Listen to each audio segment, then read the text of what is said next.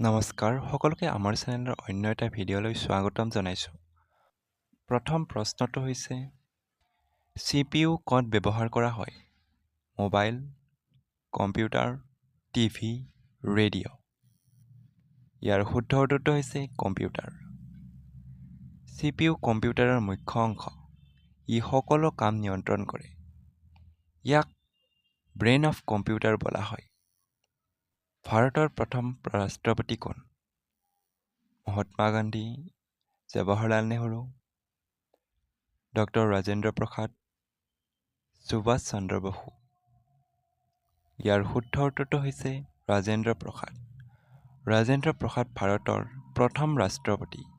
1950 চনত তেওঁ দায়িত্ব গ্ৰহণ কৰিছিল। কীবৰ্ড কিহৰ উদাহৰণ? Output device, input device, storage device, processing device. ইয়াৰ উত্তৰটো হৈছে ইনপুট ডিভাইচ। কীবৰ্ড এটা ইনপুট ডিভাইচ হয়। কীবৰ্ডেৰে আমি ডাটা প্ৰৱেশ কৰাওঁ। ই কম্পিউটাৰৰ লগত সংযোগ থাকে। ইয়াক ব্যৱহাৰ কৰিলে টাইপিং কৰিবলৈ সহজ হয়। অসমৰ বিখ্যাত নৃত্য কোনটো?